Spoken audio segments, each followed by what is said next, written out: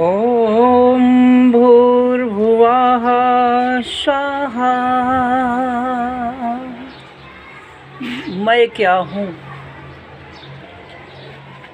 हमारे गुरु जी ने लिखा है, पंडित श्री राम शर्मा आचार्य जी ने, मैं क्या हूँ अपने आप को जानना सबसे ऊंचा ज्ञान है।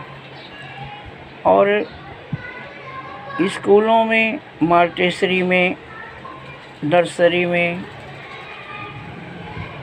हाई स्कूल में, इंटर कॉलेज में, हर स्कूलों में जो इतिहास पढ़ाया जाता है, ज़रूरी है पढ़ाना, लेकिन मैं क्या हूँ यह ज्ञान केवल गुरु ही पढ़ाते हैं।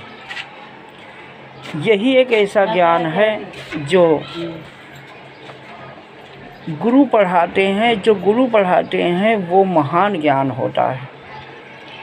मैं क्या हूँ अपने आप को जानना सर्वश्रेष्ठ ज्ञान है।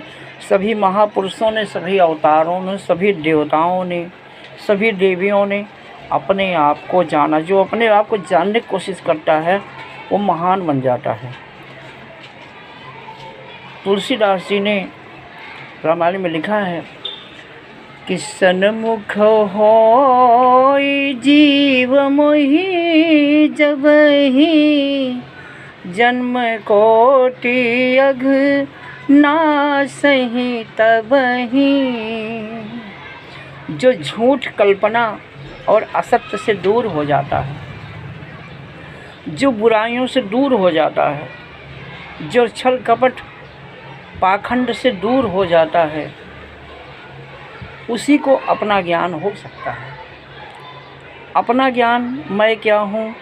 अगर हम नहीं देश के काम आए, धरा क्या कहेगी, गगन क्या कहेगा।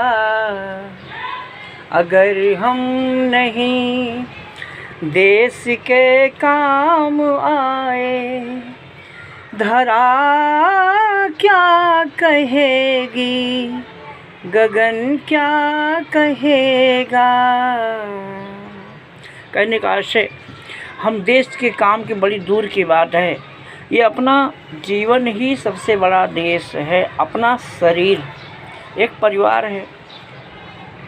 और अगर हमें खान पान का ज्ञान है, अगर मटन मांस मच्छी खाते हैं, दारू गांजा भांग शराब पीते हैं, तो हम सबसे बड़े दुश्मन हैं अपने। क्योंकि मटन मांस मच्छी खाने वाले जानवर की आंत भाइयों बहनों 12 फीट होती है। जानवर की आंतें 12 फीट होती है। वो जो खाते हैं 12 घंटे में मल कर देते हैं। इंसान की आंत 22 फीट होती है। इंसान जो खाता है, अगर मरी हुई चीज़ हम खाते हैं इंसान लोग, तो उनकी आंतों में वो सड़कर उसका जो ब्लड बनता है, स्पायर ब्लड बनता है, वो शरीर को अस्वस्थ करता है, दुर्गंधपूर्ण होता है। और उन लोगों से जो औलादें पैदा होती हैं वो औलादें अज्ञान पैदा होती हैं, वो आलसी पैदा होते हैं, वो नीच पैदा होते हैं, आसुरी प्रवृत्ति के पैदा होते हैं। जैसे माता पिता अगर श्रेष्ठ होते हैं, आम के फल में आम का फल लगता है, बबूल के पेड़ में बबूल का ही फल लगेगा। ठीक उसी तरह से जैसा हम बोते हैं वैसा ही काटते हैं। इसलिए जो श्रेष्ठ होता है, जिनके माता पिता महान होते हैं, क्योंकि जानवर के बच्चे जानवर होते हैं, पशु के बच्चे पशु पैदा होते हैं, पंछी के बच्चे पंछी पैदा होते हैं।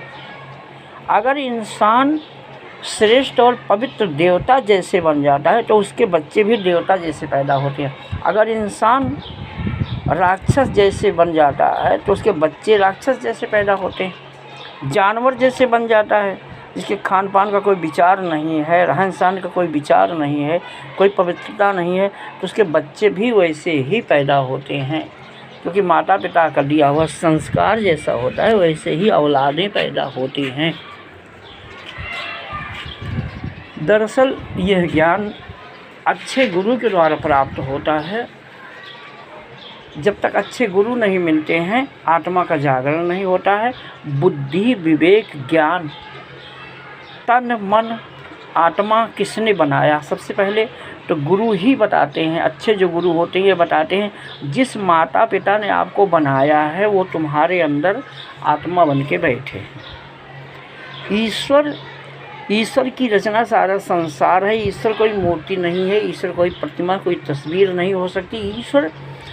ईश्वर का मंदिर सबकी शरीर है। आत्मा ही ईश्वर की मूर्ति है और आत्मा, माता पिता की आत्मा और बच्चों की आत्मा एक ही होती है। आत्मा और प्राण सबका एक ही है। पूरे संसार में एक ही प्राण सबका एक समान है। जैसे सोना को, हीरा को, मोती को 1000 टुकड़ा कर दो, लाख टुकड़ा कर दो, पर वो है तो सोना ही। जैसे बिजली जो बिजली गुजरात में है वही सौराष्ट्र में है, वही वलसाड़ में है, वही यूपी, एमपी, राजस्थान में, वही झारखंड, वही बिहार में। ऑल वर्ल्ड में एक ही बिजली है। उसी तरह से एक ही आत्मा पूरे संसार में है। और आत्मा का ध्यान करने से जो आपका ध्यान 24 घंटा करता है, आप उसका 1 घंटा भी ध्यान नहीं करते हो तो आप कितने बड़े नालायक, कितने बड़े अज्ञान हो, कितने बड़े पागल। किन शब्दों में उदाहरण दिया जाए कि जिस ईश्वर ने सबको बनाया है वो सबके हृदय में विराजमान है। यहाँ लोग तंबाकू, बीड़ी, सिगरेट, दारू, गांजा, यहाँ मटन, मांस, मच्छी, शरीर जो भगवान का मंदिर है जिसको पाने के लिए देवता भी तरसते हैं, इसी को नहीं जान सकते लोग। जान पाए क्योंकि गुरु के बिना ये नहीं जाना जा सकता। जो मिला हुआ है, जो भगवान सबके अंदर विराजमान है, वही काशी वाले भगवान, वही मथुरा वाले कृष्ण, वही अयोध्या वाले राम सबके हृदय में विराजमान है। और लोग ढूंढ रहे हैं कहाँ जाके, दर दर का ठोकर खा रहे हैं। कबीर दास जी ने सीधे ही कहा कि कस्तूरी कुंडल बसे मृग ढूंढे वन माही, ऐसे ही घट घट राम है दुनिया देखे ना। ओम भूर्भुवः स्वः